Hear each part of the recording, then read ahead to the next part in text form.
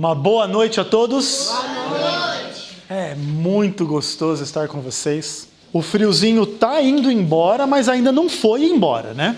Sabe que pastor paulista no sul sofre, né? Nesta semana eu estou pregando sobre o conceito de pecado na Bíblia e, acima disso, da noção de vitória contra o pecado. E vamos abrir a Bíblia em Romanos capítulo 5, que tem sido um texto-chave e fundamental para a gente, dos versos 12 e hoje vamos ler até o verso 14. Esse tem sido um texto importante, é um texto difícil, é um texto complicado. As implicações desse texto para a realidade humana são profundas e Papai do Céu deseja falar algumas coisas a nós esta noite. E o título da minha mensagem essa noite diz assim: pecado como uma condição ou um estado. Esse é o título da mensagem. Então, com a Bíblia aberta assim, vamos orar para que Deus fale ao nosso coração essa noite. Vamos orar. Pai querido, Papai do Céu, em nome de Jesus, obrigado porque a Tua palavra está aberta esta noite, Pai. O Senhor tem movido os nossos corações pelo Espírito Santo. Que o Senhor agora nos mostre a sua verdade, a sua vontade para a nossa vida, em nome de Jesus. Amém. Amém. Então, Romanos capítulo 5, a partir do verso 12, a Bíblia diz assim: portanto, assim como por um só homem entrou o pecado no mundo, e pelo pecado a morte, assim também a morte passou a todos os homens. Por quê? Porque todos pecaram. Porque até ao regime da lei havia pecado no mundo, mas o pecado não é levado em conta quando não há lei. Entretanto, reinou a morte desde Adão até Moisés, mesmo sobre aqueles que não pecaram, à semelhança da transgressão de Adão, o qual prefigurava aquele que havia de vir. No domingo à noite, nós vimos aqui um pedacinho de um sermão de um pastor. Eu coloquei esse sermão para vocês, alguns trechos, poucos trechos, e o título desse sermão que esse pastor pregou era assim: o que é pecado? Essa é uma pergunta importante, porque a gente ouve falar de pecado. Jesus morreu pelos nossos pecados, mas se eu não sei o que é pecado? Se eu disser que eu não tenho pecado, Jesus nem precisava ter morrido por mim. Se eu anular o conceito de pecado, eu anulo a proclamação do evangelho da salvação do pecado. Então, pecado é um tema importante, mas não é um tema fácil. E a gente precisa entender isso. Nesse sermão desse pastor, que se chama Dennis Priebe, ele diz o seguinte, do minuto 3:17 até o minuto 4:23. Ele usa assim, pouquinho mais de 2 minutos para dar um conceito de pecado, que é o conceito que ele acredita. Eu vou ler aqui para vocês o que é o conceito dele, e vocês pensam se vocês concordam com ele ou não. Nas palavras do pastor Dennis: não somos automaticamente pecadores por termos nascido no planeta errado, do lado errado do universo. Somos pecadores quando, conhecendo a diferença entre o certo e o errado, nós deliberadamente escolhemos fazer o errado porque queremos. Essa é a definição B de pecado. Lembra que lá no sermão ele dava 2 definições, a definição A e a definição B. A definição A é a definição de pecado original ou pecado como natureza, que foi o que a gente conversou ontem à noite. Agora ele diz o seguinte, a definição B é diferente. Aí ele continua: o pecado é uma escolha. O mesmo tipo de escolha que Adão e Eva fizeram. Não é um acidente, não é um estado, é uma decisão da mente, uma decisão que nós fazemos. Ponto. Aqui termina a definição de pecado do pastor Dennis Priebe. Essa é a definição que ele defende e que ele espalha através do seu ministério na igreja ou pela internet. Então o pastor está pregando isso aí. Pecado é uma escolha. Agora, esse conceito de pecado do pastor Priebe não é coerente com a verdade bíblica sobre o que é o pecado. Eu enfatizo, para provar isso, além de qualquer dúvida, duas questões colocadas por ele. Olha só, olha o que esse homem está afirmando. Pecado é uma escolha. E note bem a qualidade dessa escolha. Do mesmo tipo de escolha que Adão e Eva fizeram. Isso, meus amados irmãos e irmãs, é uma mentira. Quem fala isso está pregando uma mentira. Pensa bem, pensa comigo. Nenhum filho ou filha de Adão veio a esse mundo na condição de Adão e Eva antes da queda. Você nasceu num jardim? Você nasceu assim, entre aspas, adulto? Você nasceu assim, plenamente consciente? Você nasceu assim, sem pecado, sem tendências pecaminosas, sem o mal, só tinha amor, luz e paz no seu coração? Foi assim que você nasceu nesse mundo? Não foi. Está entendendo a questão? Nenhum ser humano veio ao mundo da mesma forma que Adão e Eva vieram. Nem mesmo Jesus Cristo.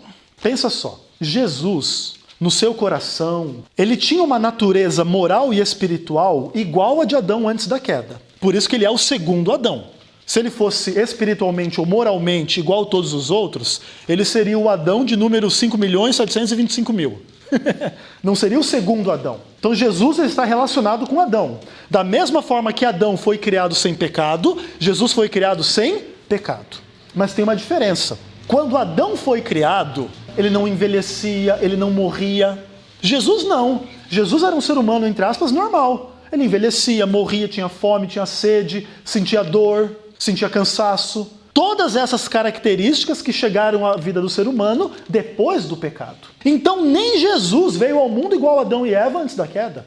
Agora, o que isso implica para a nossa vida? Pensem o seguinte, Adão e Eva viveram em um estado pessoal, em um mundo aos quais os filhos de Adão e Eva não tiveram acesso. Nós não tivemos acesso ao Jardim do Éden. Você conhece o Jardim do Éden? Não conhece. Já conheceu o Jardim do Éden algum dia na sua vida? Daí você pecou lá e saiu de lá. Não! Nós somos totalmente diferentes de Adão e Eva nesse ponto. Desde a nossa concepção, gestação, nascimento, desenvolvimento e amadurecimento. Nós somos totalmente diferentes deles. Afirmar que nós pecamos pela primeira vez, da mesma forma que nós fazemos o mesmo tipo de escolha que Adão e Eva fez, é uma mentira. Simples assim. Não é verdade. Isso é tão óbvio que chega a ser impressionante, irmãos. Chega a ser perturbador que alguém consiga supor, inferir ou ensinar algo dessa natureza como esse pastor ensina. Que o nosso pecado acontece da mesmíssima forma que o pecado de Adão e Eva.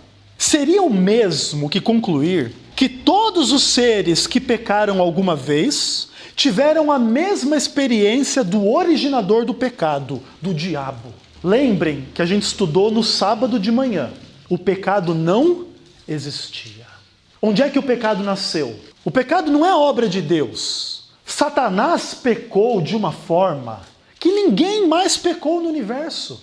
Ele é o originador do pecado.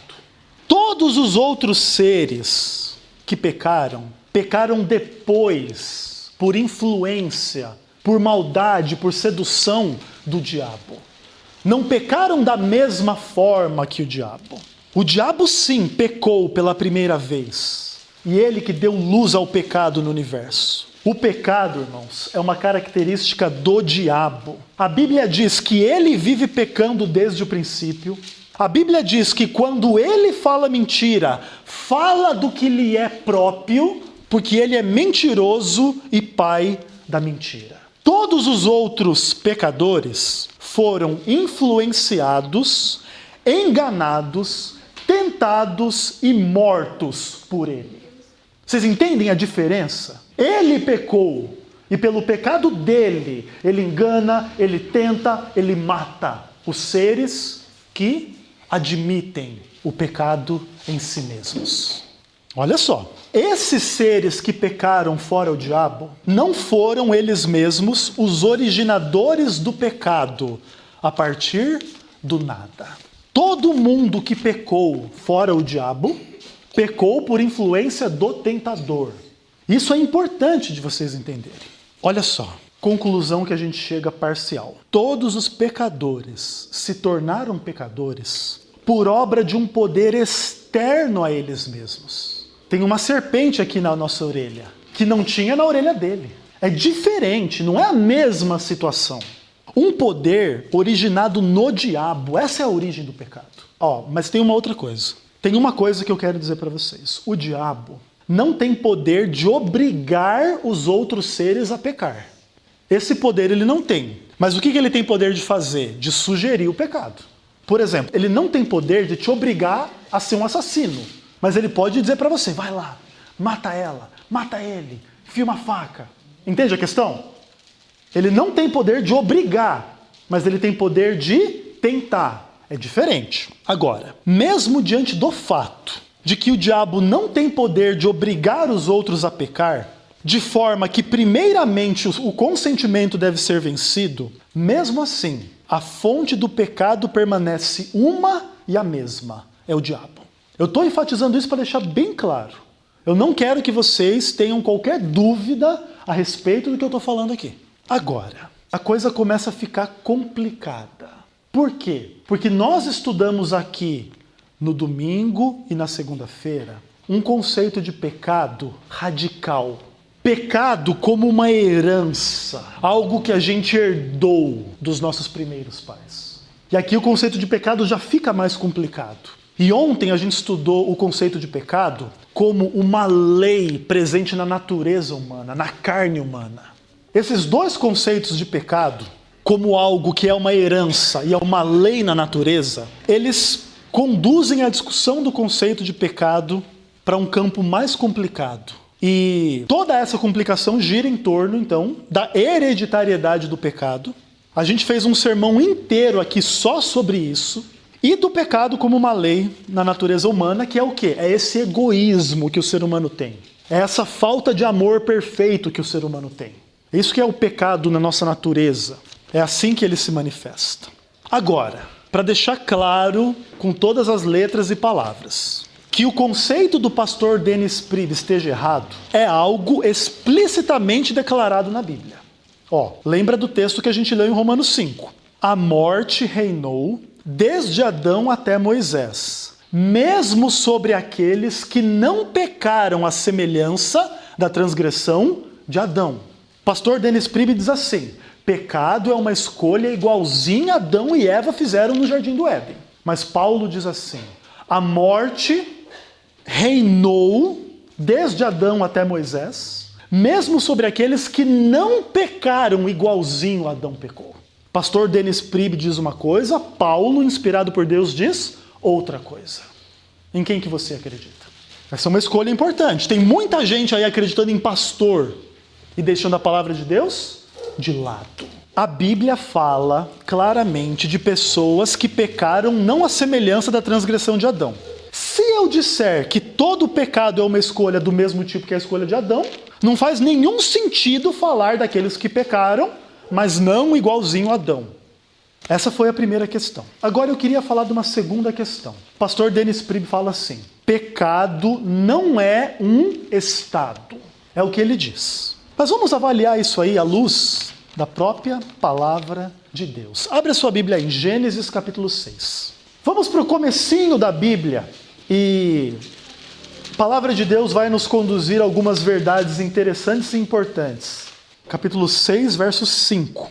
Então, olha só o que a Bíblia diz. Viu o Senhor que a maldade do homem se havia multiplicado na terra e que era continuamente mau todo o desígnio do seu coração. Olha que noção radical de pecado. Quem foi que viu? Foi o Senhor que tudo vê. O Senhor que é justo no seu juízo, no seu julgamento. Seja Deus verdadeiro e todo homem mentiroso. Se Deus diz, o que o ser humano vai dizer? Eu não concordo. Eu concordo. Mesmo que esse verso diga que eu sou mau, que eu sou pecador. Eu prefiro dizer que eu sou pecador porque isso é verdade do que dizer que Deus mentiu. Mas olha que conceito radical. Viu o Senhor que a maldade do homem havia se multiplicado na terra. E aí ele faz essa questão do tempo, né? Era continuamente mal todo o desígnio do seu coração. O coração na Bíblia é a sede das nossas emoções, das nossas intenções e inclusive dos nossos comportamentos. Mateus 15:19, Jesus fala assim: porque do coração procedem os adultérios, os furtos, os assassinatos, as coisas ruins. Procedem de onde? Do coração. A boca fala do que o coração está cheio. Então, primeiro o coração está com pecado. E depois esse pecado se manifesta como um comportamento, como uma transgressão, como uma maldade. Mas primeiro aquilo está no coração. Vamos um pouquinho para frente no Antigo Testamento. Jeremias capítulo 17, verso 9. A noção radical da Bíblia sobre o pecado. Olha só a noção bíblica sobre o coração do homem. E a Bíblia diz assim: enganoso é o coração, mais do que todas as coisas, e desesperadamente corrupto. Quem o conhecerá? Olha que verdade pesada sobre a humanidade. A Bíblia diz que o nosso coração é enganoso, mais do que todas as coisas. Desesperadamente corrupto. Quem o conhecerá? A Bíblia não tem elogios para o coração do pecador. É enganoso, é corrupto, e não é só corrupto, é desesperadamente corrupto. Olha a ênfase da Bíblia. Queridos, eu preciso admitir que esse quadro sobre o coração humano coloca um ponto de interrogação bem grande assim na nossa cabeça. Se a gente parar para pensar nisso com seriedade. Nós acostumamos a ver o lado bom de tudo, das pessoas, senão a gente fica maluco também, né? Se você só vê o lado ruim das pessoas, todo mundo é mentiroso, todo mundo é ladrão, todo mundo é corrupto, tu nem consegue se relacionar com as pessoas. Se você fica só olhando para o lado negativo das coisas e das pessoas. Agora, olha só. Se nós tentarmos aplicar essas imagens de Gênesis 6 e de Jeremias 17, somente a algumas pessoas, a gente soluciona alguns problemas e a gente cria outros problemas. Pensa comigo. Se eu disser o seguinte, não, nesses dois versos que a gente leu, não está falando de todos os seres humanos, está falando de alguns seres humanos. Se eu disser que apenas alguns seres humanos têm maus desígnios em sentido contínuo no seu coração, que somente alguns têm todos os desígnios do seu coração como maus, eu consigo me esquivar de pertencer a esse grupo. Eu digo assim, olha, é verdade. Existem pessoas que têm o seu coração mau, continuamente, só querem o mal, mas não é todo mundo não. Eu não sou assim. A minha igreja não é assim. A minha família não é assim. A minha filha não é assim. O meu filho não é assim. Se eu disser isso, eu consigo me esquivar de fazer parte desse grupo, certo? Eu digo assim, olha, existem seres humanos maus, continuamente maus, mas não é todo mundo. Eu não sou assim, meu pastor não é assim, minha filha não é assim, meu pai não é assim, a minha igreja não é assim. Ok, você se livrou de fazer parte do que a Bíblia diz. Só que tem um problema. Essa própria vontade da gente se esquivar de sermos essas pessoas más, essa própria inclinação, essa própria vontade pode revelar exatamente o caráter do coração corrupto descrito em Jeremias 17. Como é que o coração é? Enganoso. O coração quer se enganar. O coração quer enganar os outros. Não, eu sou tão bom, a minha igreja é tão boa, não tem nem pecado lá. Sabe esse tipo de coisa? E quando a gente tenta se esquivar de fazer parte daquele grupo, a gente pode exatamente mostrar que a gente faz parte daquele grupo. Que de fato a gente quer se enganar, porque a gente não consegue olhar para a realidade da vida e do nosso pecado. Você vê como que a discussão do pecado é complicada? Agora, eu preciso propor uma solução para esse problema. E eu proponho, com base em tudo que a gente estudou essa semana até aqui, que antes do novo nascimento é impossível não pecar. Porque o pecado está entretecido no nosso próprio ser, através do egoísmo e da falta de amor. Pelo menos da falta de amor perfeito. A gente pode até ter amor, mas não tem amor perfeito. Então quem é assim, peca, é mau continuamente. Eu proponho isso, com base em tudo que a gente já estudou até aqui. Olha só, a Bíblia diz uma coisa importante. Todos pecaram e carecem da glória de Deus. Romanos 3, 23. Então pensa só, pecado é descrito lá no passado, mas as pessoas continuam carentes da glória de Deus no presente. Presta atenção, todos pecaram, pecou lá no passado, e carecem da glória de Deus no presente. Entende a dinâmica que o texto faz? Mesmo que você pecou no passado, você pecou um dia, você está sem a glória de Deus. Estar destituído da glória é a descrição de uma condição e não de um comportamento. Nosso coração é, por natureza, sim, desesperadamente corrupto e enganoso e egoístas, maus, todos os seus desígnios. Agora, quando eu coloco assim, que todos os desígnios são maus, a gente pensa só em coisa assim pesada, né? Assassinato, roubo, comer sangue, beber sangue, sei lá, coisas horríveis. Tem pessoa que faz de todo tipo de maldade que você puder imaginar. Mas não é exatamente assim. Pensa no seguinte, pensa no mundo que você vive hoje. A desgraça tomando conta em geral. Você tem uma parcela de 10% de seres humanos riquíssimos e você tem 90% de pessoas que vivem com o resto do dinheiro. Dentro desses 90% de pessoas, vamos dizer que tem uns 30%, 10%, sei lá quanto, na linha da mais absoluta miséria. Não tem luz, não tem água, não tem saneamento básico, não tem comida. Situação horrível. Agora pensa no seguinte. Pensa numa menina que nasceu nessas famílias mais ricas. O pai dela tem na conta 3 bilhões de dólares. Imagina como é que essa menina vive.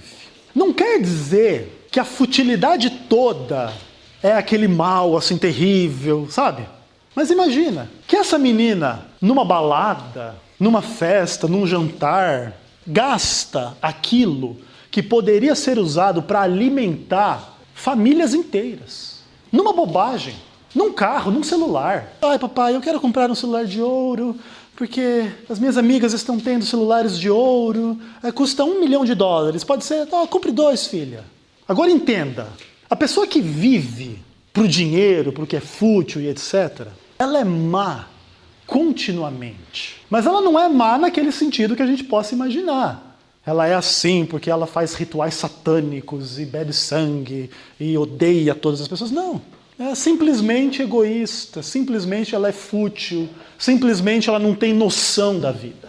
Então quando a gente traz o pecado para esse nível do egoísmo, não é só os mais ricos que têm pecado. É todo mundo. Cada um do seu jeito. Egoísta, isso nem aí para os outros. Tem problema na família, tem problema com todo mundo. Porque nós somos pecadores. Nosso coração é corrupto. Muitas vezes a gente briga com quem a gente deveria amar. É verdade ou não é? É brincadeira o que a gente está conversando aqui? Não é brincadeira. Vocês percebem isso na realidade da vida de vocês. Eu percebo isso na realidade da minha vida.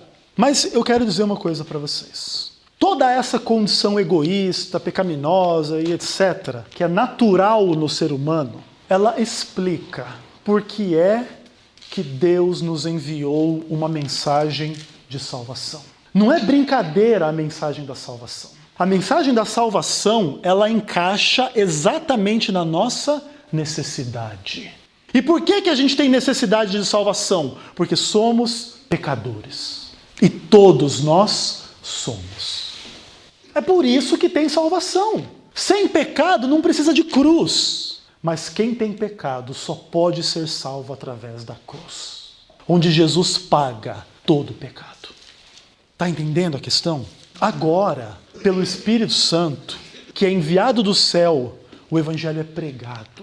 A graça, através da pregação, gera a fé no nosso coração e transforma a vida do homem, acrescentando a dimensão espiritual pela ressurreição experimentada no batismo.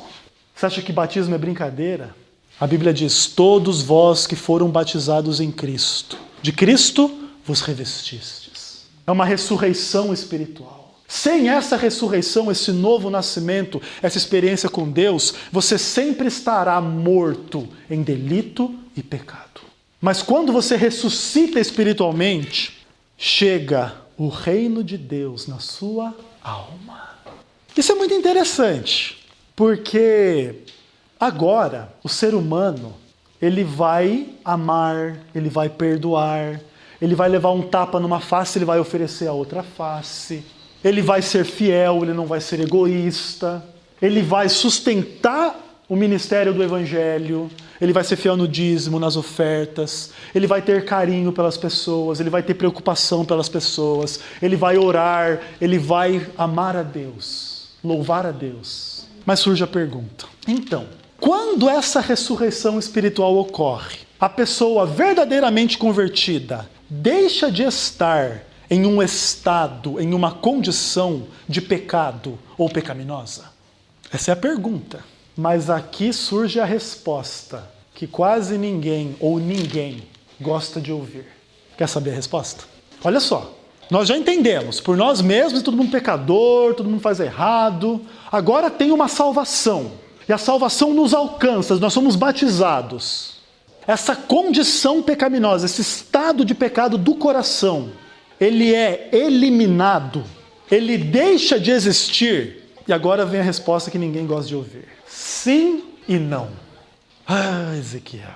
Essa é a resposta que ninguém gosta de ouvir. A gente gosta de respostas assim: amor, você me ama? Sim, claro. Já pensou se perguntasse para sua esposa, para o seu marido: amor, você me ama? Ele respondesse assim: sim e não. Aí ele iria se explicar, ele diz assim: olha, sim, eu te amo de todo o meu coração, do máximo que eu posso, mas não da forma como você merece, minha querida. Seria bonita? Vocês iam ficar felizes? Que resposta complicada, né? Sim, eu te amo. Eu te amo até onde eu posso amar, mas eu não te amo como eu deveria. Não é uma resposta fácil, mas ela é uma resposta mais verdadeira. E agora eu quero dar uma resposta para vocês mais verdadeira sobre esse assunto. Olha só, por um lado, sim, existe uma vida nova para quem está em Cristo Jesus. Uma vida plenamente nova. A Bíblia diz que Ele nos tirou das trevas e nos trouxe para a maravilhosa luz. É verdade. Sabe, todos os ideais da Bíblia, de santificação, de fidelidade, pertencem a essa ênfase. Sim, como o batismo, a vitória contra o pecado. Romanos 6. Não sirva mais ao pecado como um escravo. Você não é mais o escravo do pecado, no sentido que você era antes. Mesmo que você ainda lute com o pecado, Romanos 7. Como Paulo. Mas não é mais no mesmo sentido de antes, quando era impossível não pecar. Agora tem uma dimensão espiritual. Deus te deu vida quando você estava morto em delito e pecado. E a Bíblia diz assim, Efésios 5, verso 8. Abre aí a sua Bíblia. Para vocês não imaginarem que o pastor Ezequiel está só falando da sua cabeça, né? Vamos ver se tem fundamento que o pastor Ezequiel está pregando esta noite. Efésios capítulo 5, verso 8. Um texto lindo. Olha só o que a Bíblia diz. Pois outrora éreis trevas, porém agora sois luz no Senhor. Andai como filhos da luz. O texto aí está dizendo, não, o coração é enganoso, não se preocupa com isso não, continua nas trevas. Não tem solução para você. Não, você era trevas, mas agora é luz no Senhor. Não tem uma mudança aí? Não tem uma nova vida aí? Vai um pouquinho para frente no Novo Testamento, Colossenses 1, verso 12. Depois de Efésios tem Filipenses, depois de Filipenses já é Colossenses, é bem pertinho. Capítulo 1, verso 12. Texto lindíssimo. E Paulo escreve assim: dando graças ao Pai, que vos fez idôneos, a parte que vos cabe da herança dos santos na luz. Deus os fez idôneos, a parte que vos cabe. Adianta a gente justificar, o meu coração é desesperadamente corrupto, eu minto mesmo, eu adultero mesmo, eu não tô nem aí mesmo, eu falo palavrão, eu xingo, eu puxo o tapete de todo mundo. É assim que vive um cristão? Não, não é assim. Eu poderia dar mais 1000 exemplos desse tipo que eu dei para vocês aí.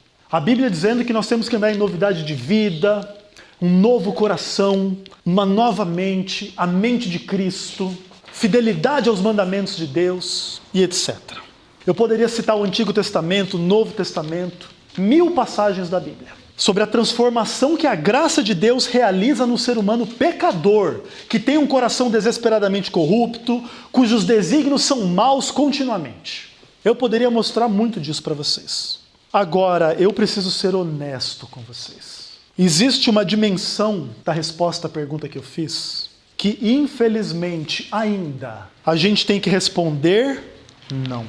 As características pecaminosas do coração, do estado pecaminoso do homem, não são plenamente ou definitivamente eliminados do homem em sua experiência de conversão, batismo e nova vida. Existe conversão? Sim. Existe batismo? Sim. Existe nova vida? Sim. Mas tudo isso não destrói de forma plena e definitiva a natureza carnal do homem. Ainda não. A Bíblia declara pecados de alguns dos homens mais maravilhosos que esse mundo já viu.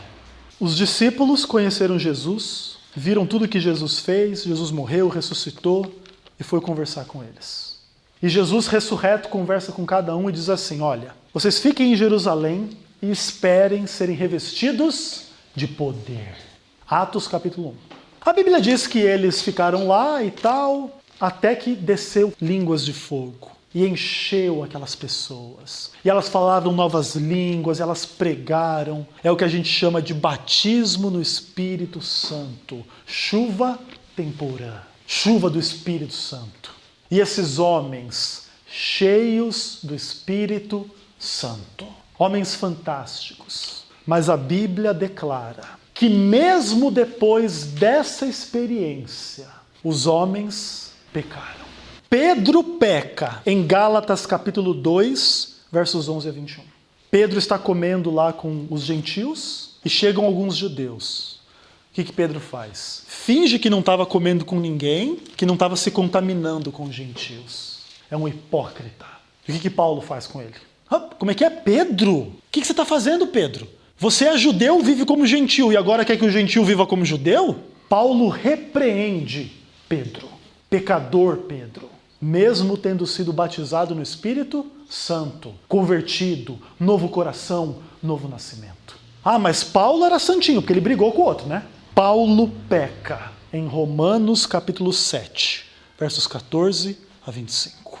O bem que eu quero eu não faço, o mal que eu não quero esse faço. Paulo peca. João, o discípulo amado. João foi o cristão possivelmente mais maduro, que foi mais semelhante a Jesus. João peca em Apocalipse 19, verso 10. Ele recebe a visão do Apocalipse pelo anjo, e o que é que ele faz com o anjo? Ele se ajoelha para adorar o anjo.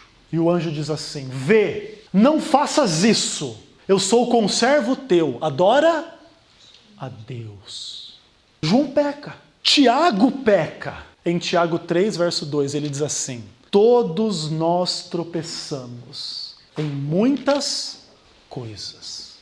Todos eles cristãos, cheios do Espírito Santo, salvos instrumento de salvação, ainda pecavam. Isso mostra que nos salvos, o pecado ainda se manifesta, mesmo que não mais os domine no mesmo sentido de antes que eles conhecessem a Cristo. Eles ainda pecavam, mas não eram mais as mesmas pessoas. Eles estavam num processo de santificação, transformação, e foram pessoas maravilhosas, mas ainda eram pecadoras. O pecado permanece como uma condição humana, um estado. Pelo menos em algum sentido. Talvez não mais em sentido pleno, mas em algum sentido o ser humano ainda peca. Eu queria ler para vocês agora alguns textos de Ellen White sobre esse assunto. E entendam por que a gente faz isso. Tudo que nós falamos aqui está claramente apresentado na Bíblia, esse é o fundamento. Agora, nós temos uma herança da obra de Ellen White muito importante para essa igreja. E eu queria ler para vocês algumas citações dela sobre esse tema. Ellen White diz assim: por natureza estamos alienados de Deus. O Espírito Santo descreve nossa condição em palavras como estas: mortos em ofensas e pecados, citando Efésios 2:1. Toda a cabeça está enferma, todo o coração está fraco, nele não há coisa sã. Isaías 1, versos 5 a 6. Essa citação está em Caminho a Cristo, página 43. Olha só o que ela diz, gente. Por natureza, estamos separados de Deus. O Espírito Santo descreve a nossa condição em palavras tão pesadas. Mortos em ofensas e pecados. Não tem coisa sã no ser humano. É uma condição, é um estado. Outra citação, ela diz assim: ao contemplarmos a Jesus levantado sobre a cruz, discerniremos o estado pecaminoso da humanidade. Filhos e filhas de Deus, página 302. Quando a gente olha para o que Cristo precisou passar para nos salvar, a gente discerne o estado de pecado pecaminoso. Não é de um homem, é da humanidade, de todos os seres humanos. Todos pecaram e carecem da glória de Deus. Ellen White fala da queda de Adão, de um estado de perfeita felicidade para um estado de infelicidade e pecado. História da Redenção, página 60. Era um estado de felicidade e de perfeição para agora um outro estado de infelicidade e pecado. Outra citação dela, ela diz assim: muitos se enganam acerca do estado do seu coração. Não entendem que o coração natural é enganoso, mais do que todas as coisas, e perverso. Mensagens Escolhidas, volume 1, página 302. O estado do coração. Se é do coração que flui o pecado, o estado do coração de pecado é um estado pecaminoso. O que o pastor Dennis Prigg falava? Pecado não é um estado. Mais algumas citações, olha o que ela diz. Cristo inspirará o discípulo resoluto com o senso da perversidade da condição maculadora do pecado e da depravação do coração no qual ele está operando.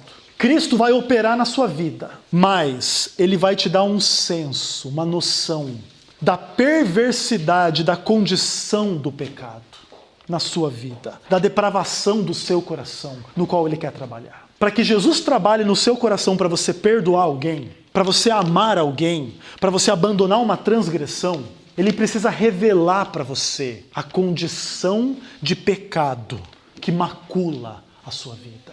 A condição da depravação do seu coração. Se você não tiver essa visão, esse senso, você não se arrepende. Você acha que mentir é normal, pecar é normal, pornografia é normal, maldade é normal, palavrão é normal. Ele tem que te dar um senso dessa perversidade para trabalhar no seu coração. É isso que ela diz. Outra citação. O homem não poderia servir de expiação pelo homem. Sua condição pecaminosa e decaída faria dele uma oferta imperfeita. Exaltai a página 24. Um simples ser humano não pode morrer por outro ser humano para o salvar.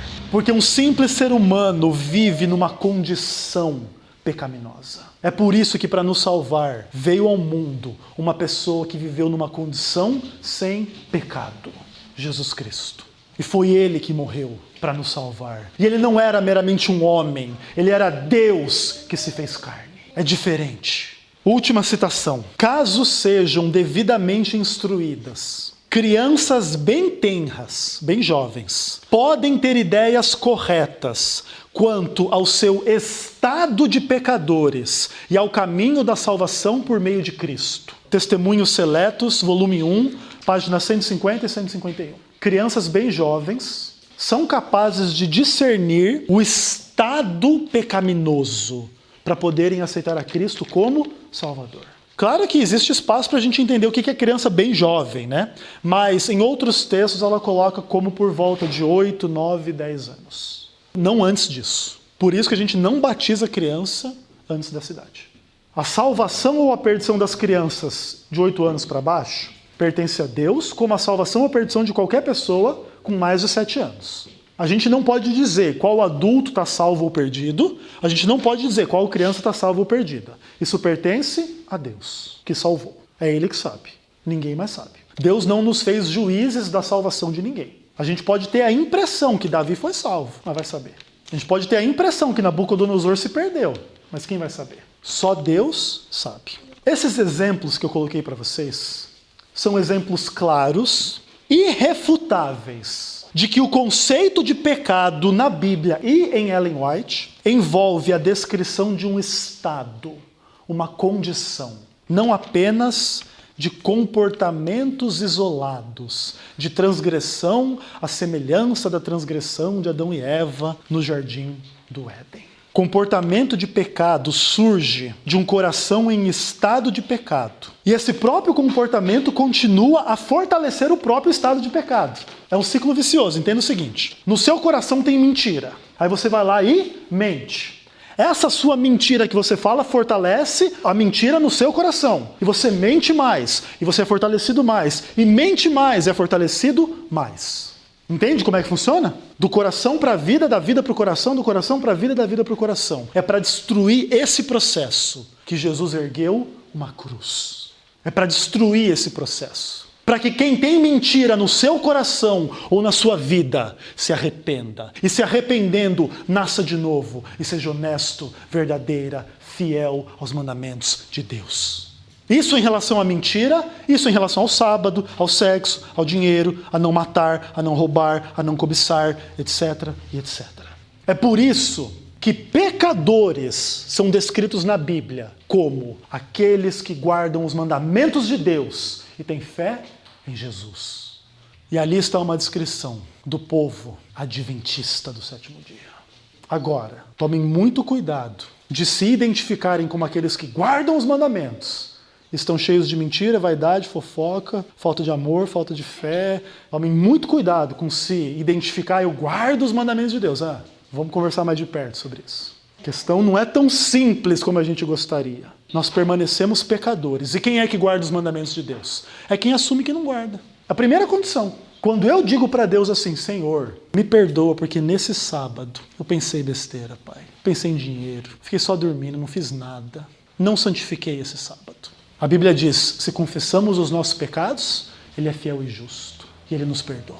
Então, no mesmo ato em que eu pedi perdão a Deus pela minha transgressão do sábado, eu que sou um pastor adventista, Deus me perdoa e me aceita, e no sábado seguinte eu vou crescer, e no outro sábado eu vou crescer, e no outro. Quando eu peço perdão por uma mentira, por um erro, por um problema com sexo, com dinheiro, com qualquer coisa que eu peque, esse processo vai se aprofundando. E nesse processo Deus vai tirando a mentira, Deus vai tirando a transgressão do sábado, Deus vai tirando o pecado e colocando a sua lei e a sua verdade. De forma cada vez mais profunda. Isso na minha vida e na vida de cada um de vocês. De todos vocês. Agora, a pergunta final que eu sempre faço, né, Ezequiel? O pecado é um estado, é uma condição. Como é que vence o pecado? Que é um estado, que é uma condição. Eu queria responder essa pergunta dizendo o seguinte: primeiro de tudo, você só pode ser curado se você diagnosticar a doença. Você só pode ser ajudado se você reconhecer que você precisa de ajuda.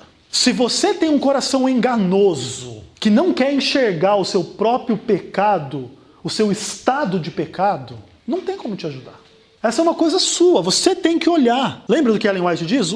O discípulo em quem Jesus trabalha, ele dá esse senso do pecado, para você poder se arrepender e entender quem você é. Então a primeira coisa é reconhecer esse estado. Mas a segunda coisa é não ficar se lamentando, dizendo assim, então não tenho o que fazer, eu vou ser assim o resto da minha vida. Não, olhe para a cruz, olhe para a salvação. Jesus morreu para reverter esse processo. Esse processo é real, todo mundo peca, todo mundo tal. Ok, Mas olha, não se satisfaça com isso. Busque mais a Deus, mais profundamente. Ore, ame as pessoas, perdoe, leia a Bíblia, faça o seu trabalho missionário. Faça o que você precisa fazer. Não fique sentado dizendo, minha natureza é assim, minha condição é assim, meu estado é assim, ponto final. Não tem ponto final nesse mundo. É lutar contra o pecado, contra o diabo, para sermos fiéis ao que Deus nos chamou para sermos fiéis. Para amar, perdoar, ser fiel, ser feliz. E no fim de tudo, não é isso que a gente quer? Pela graça de Deus. Essa luta não termina, mas a gente vai lutar ela até o fim. O que Paulo diz? Combati o bom combate. E aí ele diz, guardei a lei? Não. Ele diz, guardei a fé.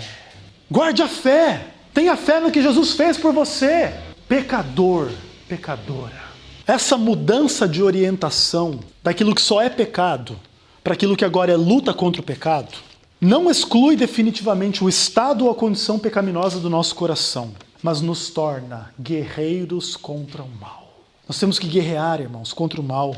E não é contra o mal nos outros. Ficar aqui, olhar você com uma roupa assim, você com um cabelo assim, você com um terno assim, você é um pastor meio esquisito, você é um membro não sei o quê. Não é para ficar olhando para a vida dos outros. É para olhar para você. E olhando para você, é você que tem pecado.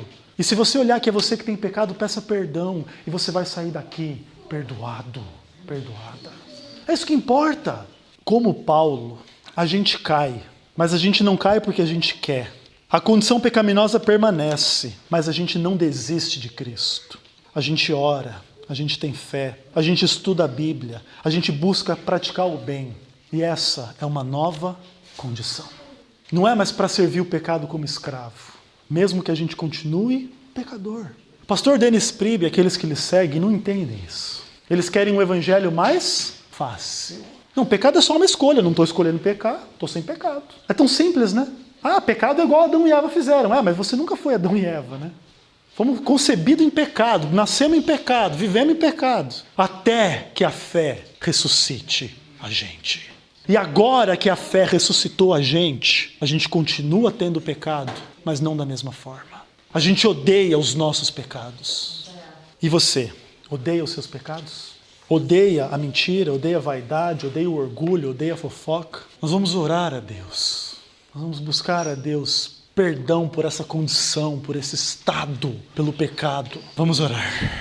Papai maravilhoso, eterno e querido, em nome de Jesus Cristo nós entregamos a nossa condição pecaminosa, o nosso estado pecaminoso diante de Ti, Pai. O nosso egoísmo, a nossa vaidade, o nosso orgulho, as nossas transgressões, que começam no nosso coração, Pai, e que estão diante de Ti, Pai. Nós temos pecado, Senhor. E nós não queremos mentir para nós mesmos nem para o Senhor, Pai. Perdoa a gente, transforma a gente, destrói essa obra na nossa vida e coloca a vida da Tua luz, da Tua lei, da Tua graça no nosso coração, Pai. Nos ensine a amar, nos ensine a perdoar, nos ensine a ser fiel, cada vez mais e cada vez mais e cada vez mais para sempre, Pai. Que a Tua misericórdia, Pai, nos revele sempre a Sua verdade, a Sua vontade. E que o Senhor destrua a obra da mentira, do pecado e do diabo na nossa vida, também na vida da nossa família, de toda a Tua igreja e de todos os seres humanos na face desta terra, Pai. Dá-nos a Tua salvação, é o que Te imploramos, em nome de Jesus Cristo. Amém.